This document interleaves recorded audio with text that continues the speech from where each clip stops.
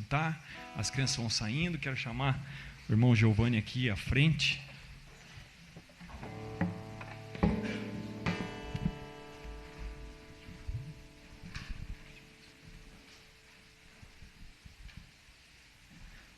Boa noite, amados. Graça e paz. Amém? Então, essa noite foi dada a tarefa de trazer uma palavra para os irmãos, e eu quero abrir com os irmãos a palavra de Deus em Efésios, capítulo 2. E queremos que o Senhor, nessa noite, fale conosco, que Ele enche o nosso coração com a sua palavra, e que nós possamos sair daqui diferente da forma na qual entramos, né? Nós possamos ser alimentados pelo Senhor nessa noite, e que Ele possa ser glorificado na nossa vida, quando o Espírito Santo aplicar a sua palavra em nós. Efésios capítulo 2, versículo 1 ao 10,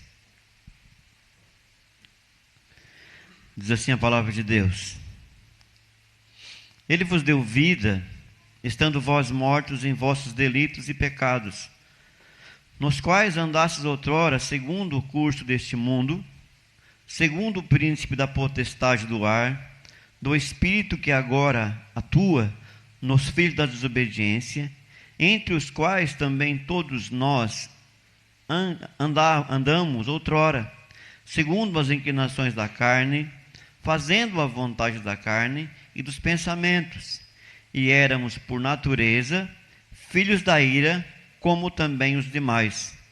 Mas Deus, sendo rico em misericórdia, por causa do grande amor com que nos amou, e estando nós mortos em nossos delitos, nos deu vida juntamente com Cristo. Pela graça sois salvos, e juntamente com Ele nos ressuscitou, e nos fez assentar nos lugares celestiais em Cristo Jesus, para mostrar nos séculos vindouros a suprema riqueza da sua graça em bondade para conosco em Cristo Jesus. Porque pela graça sois salvos mediante a fé, e isso não vem de vós, é dom de Deus, não vem de obras para que ninguém se glorie, pois somos feitura dele, criados em Cristo Jesus para as boas obras, as quais Deus de antemão preparou para que andássemos nelas. Amém? Até aqui. Quero orar mais uma vez, pedir que Deus nos abençoe nessa noite, nesse momento de palavra. Senhor nosso Deus, nosso Pai, nós te louvamos pela tua palavra que nós fizemos menção, Deus, e queremos te pedir, Pai, venha ser com a nossa vida nessa noite, e que a tua palavra, Senhor, venha ser aplicada em nós, Pai. Que o Senhor possa fazer com que nós venhamos crescer no teu reino, Pai. Que a tua palavra, Deus, venha ser semeada em solo fértil nessa noite, Deus, e que ela possa produzir, Deus, o fruto devido, Pai, para que possamos crescer no teu reino, e que aqueles que nos assistem lá fora possam ver em nós boas obras, Pai, e glorifiquem o teu nome que está no céu. Em nome de Jesus, amém. Essa semana eu estava meditando nessa palavra, e eu não pude deixar de ficar feliz, né? Por Deus ter me revelado ela. E ao mesmo tempo que eu ficava feliz por Deus ter me revelado, eu me lembrei do meu tempo de infância, onde eu morava longe da cidade, no interior, não tínhamos energia. Eu nasci numa cidadezinha pequena, né, lá no interior do município. Eu fui conhecer energia com 12 anos, eu acho, 11 por aí, não tinha energia elétrica na época. E o meu pai é o presidente da comunidade daquele lugar. Ele era o cara que construiu a igreja, né, que cuidava da igreja naquela localidade, aquela comunidade. E meu pai era assim meio, não é ignorante, mas ele não era letrado, né? Ele não tinha muito conhecimento com a leitura. E ele lia muito pouco. Mas o pouco que ele lia, muitas vezes à noite ele pegava, nos chamava a nós, né? Sentávamos ao redor da mesa com a vela ficava bem pertinho dele, uma pixirica, eu acho, na época. Era uma pixirica. Não sei se os irmãos conhecem, pixirica é uma latinha com a querosene, com um pavio, e aquilo faz uma fumaça dentro de casa, mas é que alumiava naquela época. E meu pai lia para nós a Bíblia, meio gaguejando, meio assim soletrando, né? Mas lia. E eu lembro que ao final da leitura, assim, ele lia uma meia hora assim para nós, né? A gente ficava mais leve, a gente ficava mais feliz. Parece que era algo que nos limpava. E aí foi onde eu, lendo esse texto, comecei a compreender o efeito da palavra de Deus, quando nós compreendemos ela e realmente ela faz parte da nossa vida. Jesus, ele diz em João capítulo 15, versículo 3, que vós já estáis limpos por causa da palavra aos seus discípulos, dizendo que eles estavam limpos, porque a palavra de Deus tem o poder de limpar.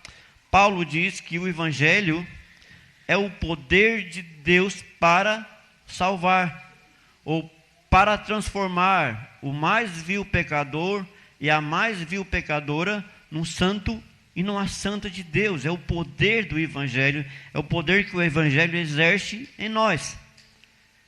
Também Paulo diz que o homem natural não compreende as coisas do Espírito, porque lhes parecem loucura. Mas mesmo o homem não compreendendo a palavra de Deus, e mesmo o homem olhando isso aqui e achando estranho, eu já vi muitos testemunhos de pessoas que vieram ao culto e disseram: olha, eu fui lá e me senti muito bem depois que acabou. Parece que algo me limpou, assim, parece que fiquei mais leve. E aí eu lembrei do poder que o Evangelho exerce em nós. Este é o poder que o Evangelho tem sobre a nossa vida. E esse texto de Efésios, a partir do capítulo 2, ele vai falar sobre a nossa condição, como nós éramos no passado, como nós éramos naturalmente. Os primeiros três versículos vão falar sobre isto. Como eu era quando Deus me encontrou. Como eu era quando Deus me salvou. Ele diz: Ele vos deu vida, estando vós mortos em vossos delitos e pecados.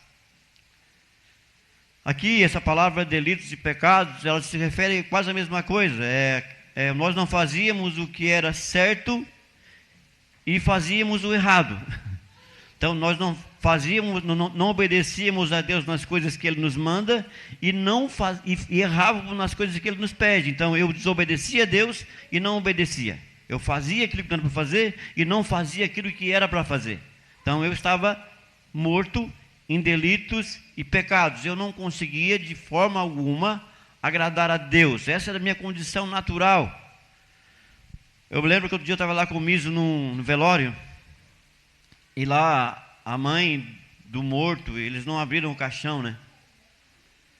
E eu já fui em outros velórios que eu fiz também, aí eu vi muitas vezes, né, percebendo isso, que os parentes chegam e começam a chorar e dizer coisas para o morto. Alguns vão lá e alisam o rosto do morto e dizem: olha, tu era tão maravilhoso, tu era tão bom, né? Como que foi acontecer isto? Algumas pessoas choram em cima, a lágrima corre no rosto do morto e o morto não reage. Ele está morto. Então ele não tem nenhuma ação, ele não tem nenhuma reação. O estado dele é inerte, ele não consegue responder. Ainda que a mensagem seja a mais bela e a mais profunda, ele não consegue arrancar nenhum suspiro, nenhuma emoção, porque ele está morto. E com relação a Deus, a nossa condição com relação a Deus é a mesma. Se Deus viesse para nós e falasse conosco e dissesse: olha, como eu amo você, sabe, você é uma pessoa boa, você é uma pessoa maravilhosa, e se eu estivesse no meu estado natural de morto, eu não ouviria Deus, eu não ouviria Ele, não escutaria Ele, porque eu estou morto para Deus, eu estou morto por causa do pecado. Eu vejo muitas vezes aqueles filmes, né, que as pessoas têm aquela experiência de morte, né, e a alma sai do corpo e ele chega e vai falar com as pessoas, elas não ouvem. Ele fala: mas eu sou eu, fulano, e a pessoa não está nem aí, não ouve, não escuta, sai andando e ele: espera, vem cá, eu quero conversar, e a pessoa não ouve ele, porque ela não consegue ouvir, porque aquele homem está morto. E nós, em relação a Deus, estamos mortos, e por isso que Paulo diz: porque todos pecaram e destituídos estão da glória de Deus. Nós não conseguimos glorificar a Deus, nós não conseguimos ouvir a Deus, ainda que Deus ele se manifestasse de várias maneiras na nossa frente, nós não conseguiríamos vê-lo, se Ele não agisse antes em nosso coração e não nos ressuscitasse. Porque o nosso estado é o estado de morto, e morto não reage a nenhuma ação, morto fica inerte, e Deus poderia se manifestar e nós não o veríamos. Então não tem como. Se Deus não abrisse nosso entendimento, se Deus não mudasse nosso coração, não nos transformasse, não tirasse as escamas dos nossos olhos, não nos fizesse nascer de novo, não nos desse vida, não nos ressuscitasse, jamais nós poderíamos compreender as belezas do Evangelho de Deus, jamais nós teríamos esperança de vida eterna. Porque estávamos mortos em delitos e pecados, separados de Deus, separados da comunidade de Israel. Paulo vai dizer aqui no versículo 12, estranham as promessas de Deus, não tinha comunhão com Deus, não existe comunhão com Ele. Estávamos separados de Deus, por causa do pecado, por causa da morte que nós herdamos do nosso pai Adão. Então, por conta disso, nós não conseguimos glorificar a Deus. Por conta disso, nós não poderíamos ouvir a Deus e compreender a vontade de Deus e nem obedecer os seus mandamentos, porque estamos mortos para Deus. Mortos para Deus. E aí ele diz, Ele vos deu vida, estando vós mortos em delitos e pecados, nos quais andastes outrora. Isso é coisa que é do passado em nós. Não mais agora, porque agora compreendemos a palavra de Deus. Agora conseguimos glorificar a Deus. Agora conseguimos obedecer o Evangelho. Agora conseguimos compreender o Evangelho. Não estamos mais mortos, Ele nos deu vida. E essa vida, produz em nós frutos para o reino de Deus. E nós agora estamos caminhando para o reino, segundo o curso deste mundo. Então, nos quais andastes outrora, segundo o curso desse mundo, não agora mais, mas antes nós andávamos segundo o curso desse mundo. Então hoje o que nós condenamos no mundo, para nós era normal,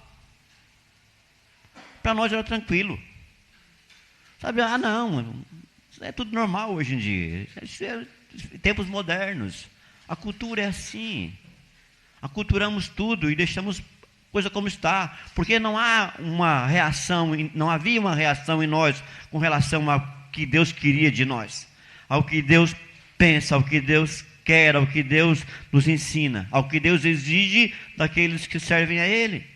Então não havia nada em nós que desejasse buscar a Deus, porque nós estávamos mortos, não ouvíamos a voz de Deus, não ouvíamos a palavra de Deus. Jesus, ele fala para os judeus, quando ele vem falar com eles, arrazoar com eles, ele diz, ele dizendo assim, nós temos um pai que é Deus. Quando Jesus diz, que eles não eram filhos de Deus, não, nós temos um pai que é Deus. Nós não somos órfãos. João 8,42, eu acho. Nós não somos órfãos, temos um pai que é Deus. Jesus diz, se Deus fosse vosso pai, vocês fariam as obras de Deus. Ele diz, por que a minha palavra não entra em vós? Jesus fala, por que a minha palavra não entra em vós? É porque vocês não conseguem compreender a minha palavra. Porque vocês são filhos do diabo. Por que Jesus quer dizer isso? É que eles são dominados pelo diabo. Não que eles sejam um filho no sentido de criação, porque foi Deus quem criou todas as coisas. Mas quando eles se colocam a servir alguém, eles são servos daqueles que eles se colocam para servir. E eles estavam no estado natural e servindo ao diabo. E Jesus diz, vocês são filhos do diabo e querem satisfazer as vontades dele. Por isso que a minha palavra não entra em vós. Então é normal que alguém lá do mundo não aceite que nós sejamos evangélicos, não aceite nossas ideias, não aceite que a Bíblia é a palavra de Deus, não aceite que Jesus Cristo é o Filho de Deus, não querem ver isto. A palavra de Deus mesmo diz para nós que Jesus veio ao mundo, que a luz veio ao mundo, E os homens rejeitaram a luz, porque amaram mais as trevas do que a luz, e não quiseram vir para a luz, para que as suas obras não fossem manifestas. João 3, 18, 19, eu acho 19. Para que as suas obras não fossem manifestas. Então a pessoa não quer se aproximar de Deus, porque ele sabe que ele é um pecador, porque ele reconhece que ele é um miserável pecador, e que se ele ir para perto da luz, a luz vai manifestar nele o seu estado natural. Então é normal que eles fujam, é normal que eles não queiram.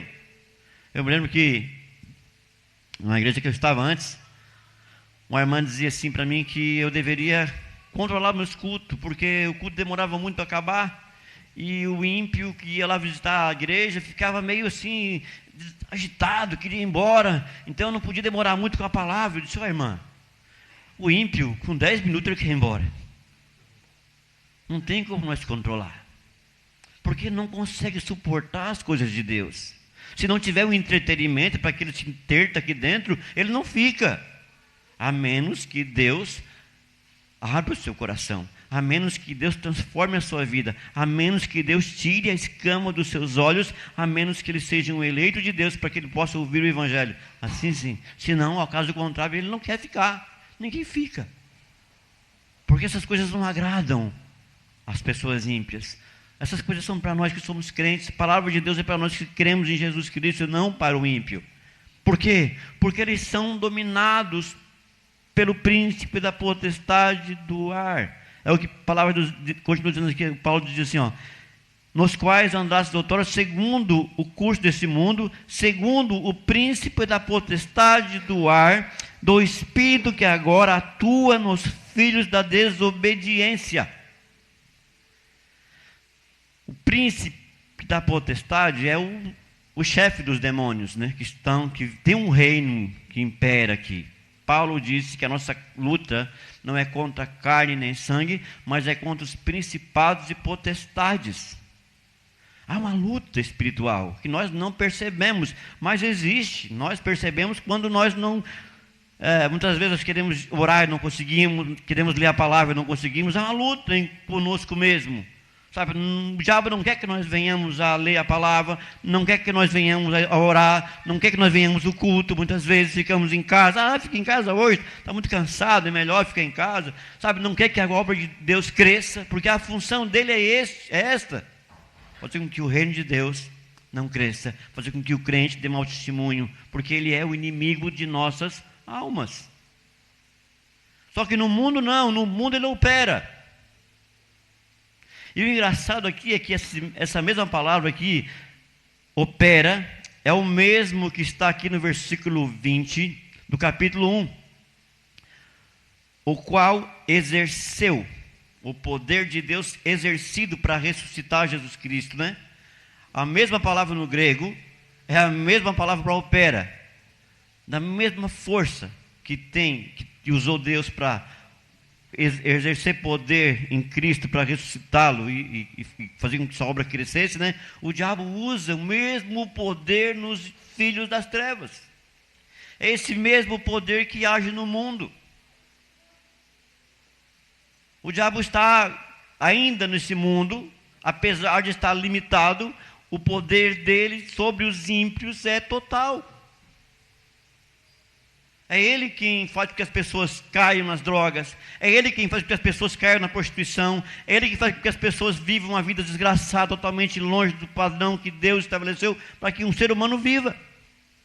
Quando olhamos para a palavra de Deus, né, eu olho assim muitas vezes, né, e tem uma passagem que fala lá dos 2 gadarenos, lá em Lucas, né, ou em Marcos fala de um endemoniado gadareno, que diz que esses homens viviam no cemitério e se cortavam, sabe? Olha o estado deles, é um estado totalmente totalmente desprovido de qualquer coisa boa. E aí Jesus chega e ele diz: o que vens fazer aqui, filho de Deus? Nos atormentar antes do tempo. Porque os demônios sabiam quem era Jesus, tanto é que ele mandava eles calarem. Fiquem quietos, não falem, porque ele não queria ser revelado. E aí o demônio pediu para que ele não mandasse ele para o abismo, porque os demônios achavam que esse era o tempo que Jesus iria vir e ia acabar mandando para o inferno todos os demônios, né? Nos manda para os porcos. e 2.000 porcos não aguentaram. Sabe, os porcos se lançaram do despenhadeiro abaixo e se mataram. Imagina um homem com 2.000 demônios. Que situação, irmãos. E é isso que o mundo vive. É isso que as pessoas do mundo têm. Hoje eu estava escutando Nicodemos, né? Uma pregação dele, e ele dizia assim, olha, que Judas ficou endemoniado e não ficou manifesto. Fez até negócio. Vendeu Jesus por 33 moedas. Então, muitas vezes, a manifestação demoníaca não é quando a pessoa se entorta toda e fica lá caída e se buchada. Tem essas manifestações, né? Mas Judas não. Judas estava conversando normal com os fariseus lá, vendendo Jesus, com os doutores da lei, vendendo Jesus. Pedro, quando está com Jesus, ele diz, está para trás de mim, Satanás. Jesus fala para ele. Então há uma possessão que não é literalmente aquela que faz o homem estribuchar, ficar fora de si, mas uma que toma a mente dele, o coração dele, porque ele opera. Ele opera nos filhos da desobediência. Ele opera nas pessoas que estão no mundo, que não têm Deus. E era isso que acontecia conosco.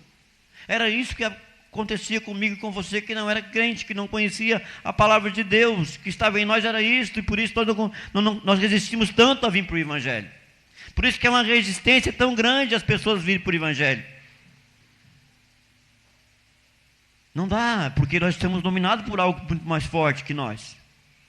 A menos que Deus venha e nos ilumine. A menos que Deus venha e nos ressuscite. A menos que Deus venha e tire de dentro de nós o Espírito que opera em nós, que tire de dentro de nós o valente e lance ele para fora. A menos que Deus faça essa obra, nós não temos condição nenhuma, estamos perdidos.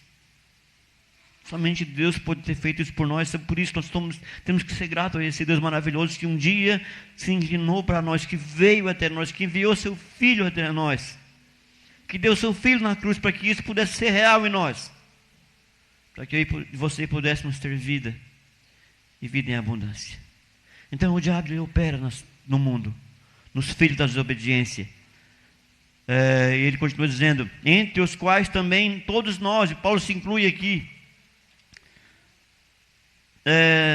andamos outrora, segundo as inclinações da nossa carne. Então aqui era o mundo, o diabo e a carne, que estavam nos dominando. O mundo, o diabo e a carne. E ele diz, fazendo a vontade da carne, satisfazendo os nossos desejos. Não havia limites para nós. Por isso algumas pessoas chegam na igreja tão quebradas que eles não sabem nem o que fazem mais. Porque é difícil a vida que eles viviam. Promiscuidade, prostituição, drogas, tudo que não presta. Eles se deleitaram nesse mundo mau e perdido. Porque o diabo era o senhor deles. Mas agora eles vivem outra realidade. Deus os salvou. Mas ainda vivemos na carne. Ainda vivemos nesse corpo. E esse corpo tem desejos ainda. E parece que para limpar isso demora. Mas o poder de Deus está em nós para que isso aconteça. O Espírito Santo de Deus habita em nós para nos ajudar, nos capacitar a termos uma vida santa. A buscarmos santidade dia após dia. E nós só conseguimos isso aprendendo a palavra de Deus. Nós só conseguimos isso aprendendo a vontade de Deus. Não tem como. Paulo diz em Romanos capítulo 12, rogo-vos, pois, pelas compaixões de Deus, que apresentei o vosso corpo a Ele como um sacrifício vivo. Esse corpo aqui, como um sacrifício vivo. Não mais morto no templo, não mais oferecido no templo, mas vivo. Que é o vosso culto racional, o culto de mente. E não mais vos amoldeis ou nos conformeis a este mundo. Amoldar o mundo é não tomar a forma do mundo, mas transformar-vos pela renovação da vossa mente. Mas transformar-vos pela renovação da vossa mente. E como é que eu posso transformar a renovação da minha mente? É aprendendo a palavra de Deus. E aí ele para que experimenteis qual seja a boa, perfeita e agradável vontade de Deus. para a vossa vida. Então eu tenho que aprender de Deus. Eu não pertenço mais ao mundo. Eu não, como Paulo diz, né, não vivo mais eu, mas Cristo vive em mim. Não somos mais do mundo, irmãos. O mundo não nos pertence mais. Não podemos voltar para lá. E não podemos desejar aquilo que é do mundo mais. Porque o nosso reino agora é o reino de Deus. Pertencemos a outra realidade, a um outro padrão de vida.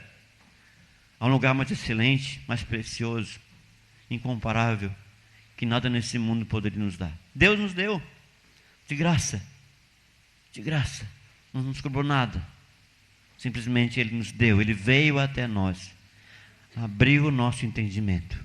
Trocou o nosso coração. E nos deu vida. Nos ressuscitou. Nos vivificou, estando nós mortos em nossos delitos e pecados. Então nós estávamos dominados pelo mundo, pelo diabo, pela carne, fazendo a vontade da carne e dos pensamentos. E dos pensamentos. Então, imagina só, você era todo contaminado, não era só a mente. Não era só o coração, mas a carne toda. Tudo. Dominado pelo mundo, pelo conceito do mundo, pelas coisas que o mundo ensina. Tudo em você era apodrecido. Era contaminado. E Deus teve que vir e derrubar essa velha casa e fazer uma nova. Não é como uma casa que nós podemos lá trocar a janela e reformar só a janela. Não, só a janelinha que está bom, já trocar a janelinha que fica bonitinho de novo. Não, só a porta, vamos trocar só a porta, não, só o telhado. Paulo diz que aquele que está em Cristo, nova criação é. É uma nova criação. Aquele velho homem já morreu. É um novo homem que Deus criou, que está sendo formado segundo a imagem de Cristo. Aquele velho homem não pode mais existir em nós. Por isso que nós não podemos mais viver como vivíamos outrora. Nossa vida agora é totalmente contrária aos padrões que nós vivíamos antes. Então ele disse que nós éramos dominados pelo mundo, pelo diabo, pela carne, fazendo a vontade da carne e dos pensamentos, e éramos por natureza filhos da ira, como os demais. Deus estava irado conosco. Então não havia nada em nós de bom. Nada em nós que Deus desejasse. Na realidade, Deus estava irado conosco. Nós éramos inimigos de Deus. Paulo fala em Romanos 5:9, que nós éramos inimigos de Deus. Inimigo, sabe o que é inimigo de Deus, irmãos? Você imagina o teu inimigo como Deus? É muito pior que o teu inimigo como Putin. 1 milhão de vezes pior. Nós éramos amigos do diabo e inimigos de Deus. Mas Deus vem até nós. E Ele diz, olha, acabou a guerra. Acabou a guerra. Eu quero paz com vocês. Porque eu amo vocês. Eu sei que vocês não querem nada comigo, mas eu vou mudar o coração de vocês. Eu vou colocar em vocês o meu espírito. Vocês vão conseguir olhar para mim e vão me amar. Porque eu amo vocês. Foi Deus quem fez isso por nós. Deus veio até nós. O Filho de Deus veio do céu até nós. Para trazer vida para nós. Não merecíamos, não tinha nada que nós que desejasse a Deus. Paulo diz em Romanos capítulo 3, versículo 11, que não há 10, né? Não há um justo nenhum sequer, não há quem entenda, não há quem busque a Deus. Esse é o estado natural do homem, não há quem busque a Deus. No seu pior estado, ele não busca Deus, ele busca os seus próprios interesses, mas Deus não. E aí Deus vem até nós. E Ele abre o nosso entendimento, Ele muda o nosso coração. Ele nos dá o seu Espírito Santo e nós começamos a buscar Deus. E de repente, de uma hora para outra, nós começamos a amar esse Deus. A crer nesse Jesus Cristo que morreu por nós. A contemplar o que Ele fez por nós. Simplesmente, sem saber por quê.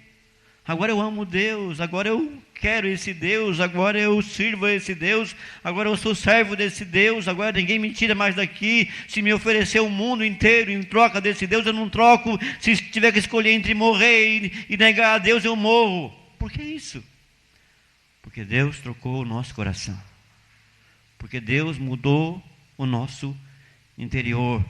Porque Deus destruiu o velho homem de pecado e formou um novo homem santificado para a glória dele. É isso que Deus faz em nós. Aí Paulo continuou dizendo que éramos filhos da ira, como também os demais. Então, como que um homem natural, irmãos? Agora eu vou perguntar aqui para vocês. Por isso que Paulo vai dizer lá no início que ele nos elegeu e nos predestinou. No versículo 11, no capítulo 1, vai dizer que ele também nos predestinou também. Usa 2 vezes essa palavra. Por que Deus teve que eleger e predestinar? Porque nós nunca iríamos escolher Deus. Porque jamais, se partisse, dependesse de mim, de você, nós não escolheríamos Deus jamais. Nós rejeitaríamos Deus a vida toda. Morreríamos negando Deus e odiando Ele. Porque éramos dominados pelo diabo, porque éramos homens naturais. Não tínhamos nada em nós que agradasse a Deus. Não tinha nada em nós que Deus desejasse. Só havia pecado. Deus poderia simplesmente nos mandar para o fogo do inferno e nós não saberíamos disso. Porque éramos culpados. E chegaríamos lá e dizer: Senhor, o Senhor tem razão, nós somos culpados. Mas existe uma coisa que Deus fez por nós. O texto continua dizendo: mas Deus.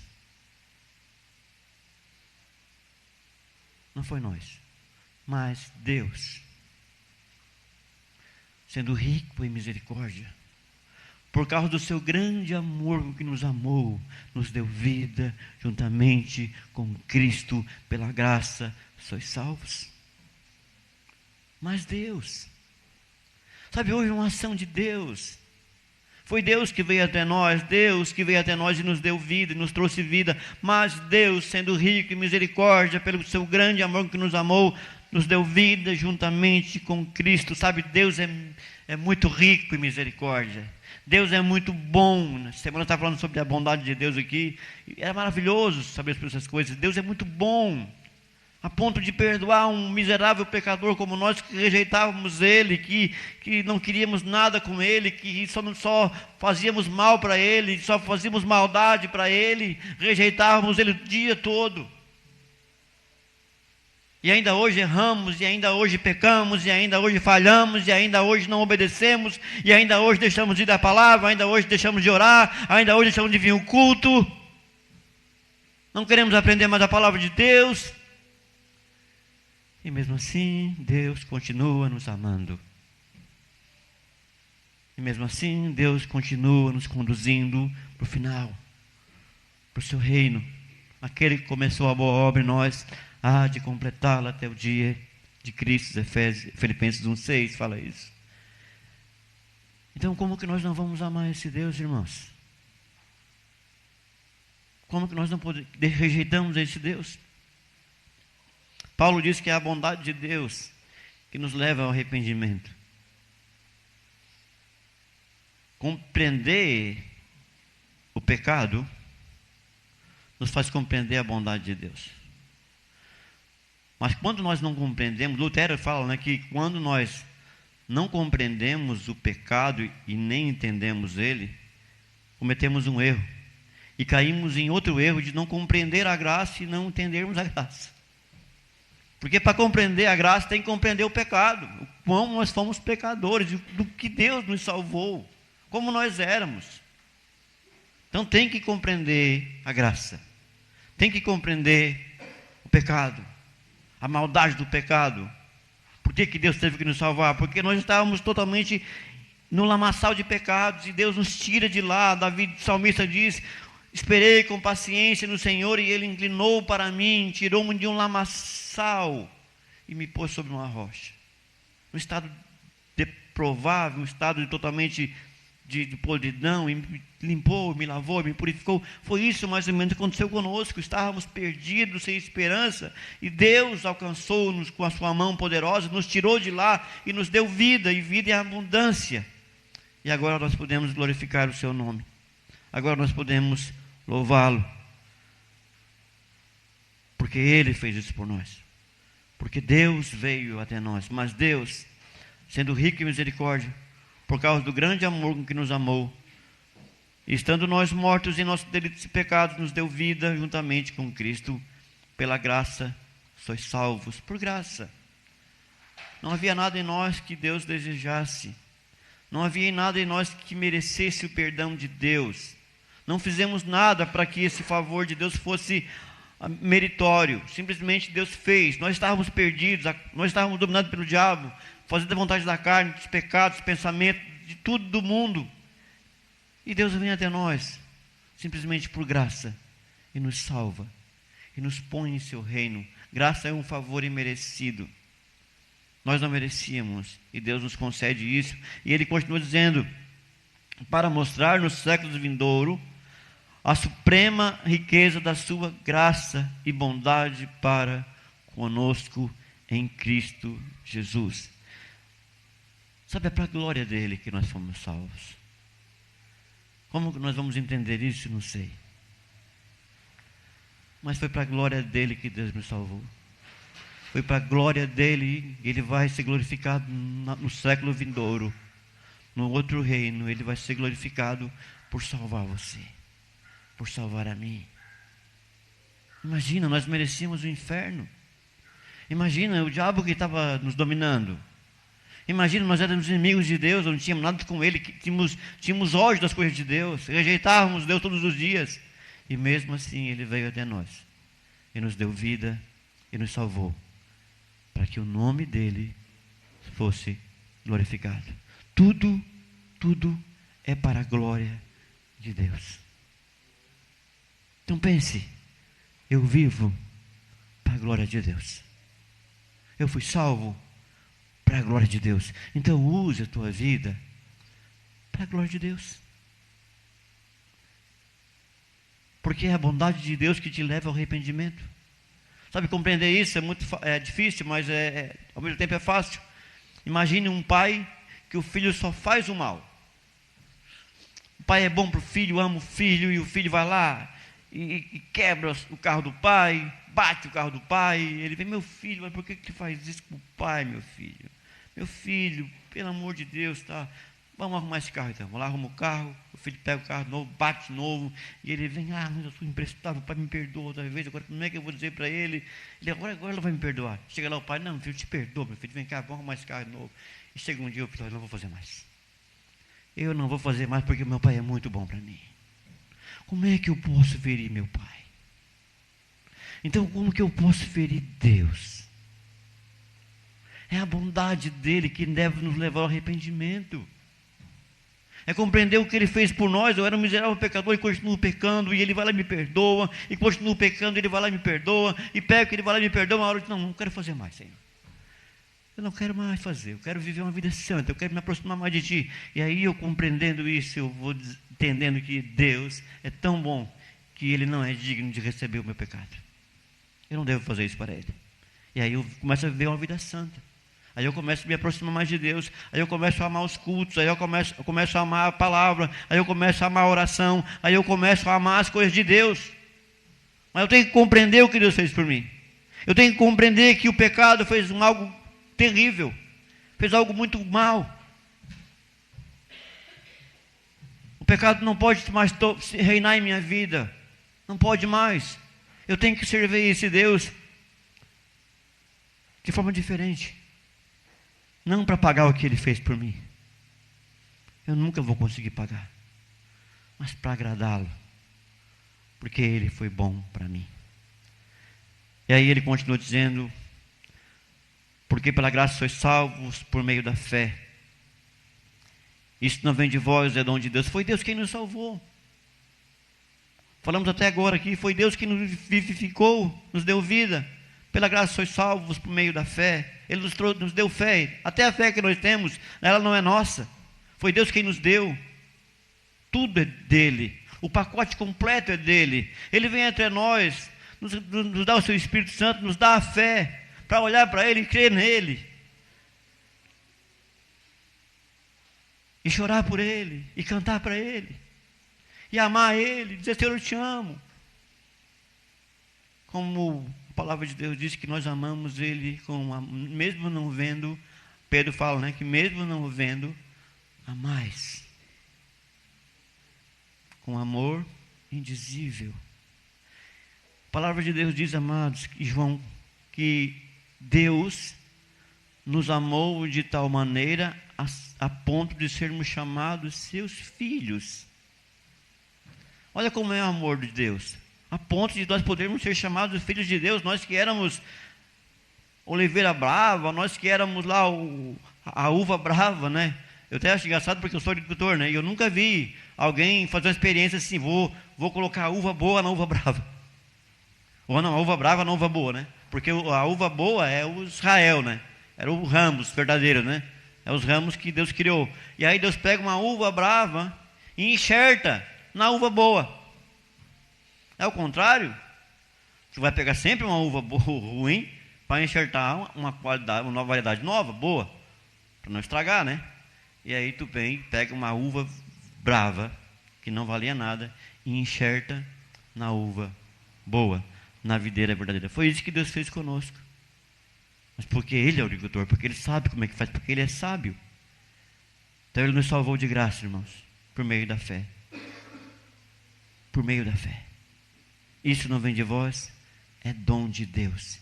E Ele continua: não vem das obras, para que ninguém se glorie. Ninguém pode se gloriar diante de Deus que foi salvo pelas obras. Ninguém pode se gloriar diante de Deus que mereceu a salvação.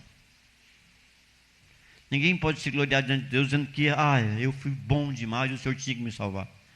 Eu lembro da minha mãe que disse assim: meu filho, eu acho que Deus já tinha algo comigo, plano comigo, porque eu era uma pessoa tão boa, né?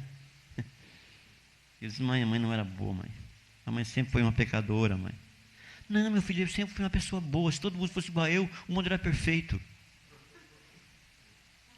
Até que um dia ela encontrou com o Senhor e disse: olha, eu sou uma miserável pecadora, meu filho. Deus me mostrou isso. Agora eu compreendi, porque eu não prestava, porque eu não valia nada. E foi a graça de Deus que me salvou, foi a misericórdia dele que me salvou. Minha mãe entendeu o Evangelho. Sabe, mas Deus não vinha, não iluminar, não abrir os olhos, não fazer entender, nós não conseguimos compreender isso. É Deus que tem que vir até nós. É Deus que faz essa obra em nós, para que nós venhamos servi-lo melhor, para que nós venhamos servi-lo diferente do que o mundo quer servir a Deus, tipo com obras, por obras, né, sendo por meritocracia, né, recebendo em troca o que Deus pode dar para eles. Hoje em dia a maioria das igrejas, elas pregam que nós temos que dar para que Deus nos abençoe. Claro que Deus nos abençoa, mas Deus não faz barganha com ninguém. Não preciso de nada que eu tenho. Eu faço a pergunta: o que eu tenho que Deus precise, que não foi Ele que me deu? O que você tem que Deus está precisando e que não foi Ele que te deu? Então, quando nós servirmos ao Senhor e contribuirmos com as ofertas, é por amor a Ele.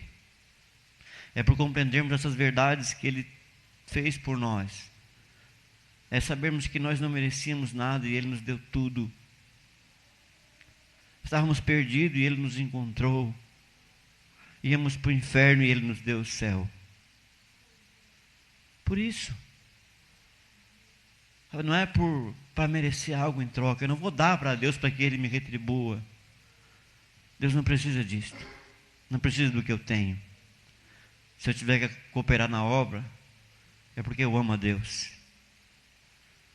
É porque eu quero que o reino dele cresça. É porque eu quero que esse lugar aqui cresça. Eu quero fazer obra missionária com o dinheiro que entra aqui, com as coisas que eu posso dar aqui para ajudar o reino de Deus.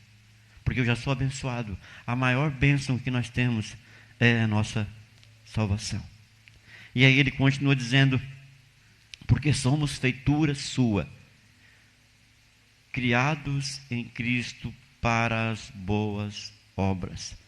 A palavra feitura é poimê no grego, o poema de Deus, o poimê, uma nova criação, nova história. Deus, ele escreveu uma nova história para nós.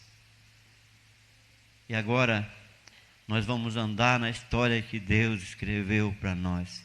E até as obras boas que nós fizemos, foi Deus que preparou para nós de antemão. E se Ele não nos ajudar a praticá-las, nós não conseguiríamos. Nós não conseguimos. Então tudo é para a glória dEle. Tudo é por Ele. Amém?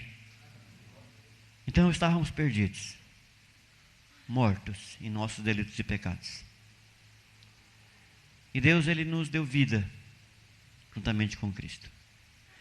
Quem dominava nós era o diabo. Agora quem nos domina é o Espírito Santo. Lutero costumava dizer que nós somos uma mula. Ou somos montados por Deus ou pelo diabo. Não tem outro cara, não tem um meio termo. Não existe muro, né? Não existe um muro, não pode ficar em cima do muro, o muro do diabo. Se tiver um muro, o muro é do diabo. Você tem que servir a Deus ou não servir a Deus. Ou nós decidimos e queremos servir a Deus e essa obra está sendo feita em nós, ou não aconteceu nada e nós estamos perdidos ainda. Então nessa noite eu queria orar com você. E vamos fazer uma reflexão. Como que eu tenho compreendido essa obra?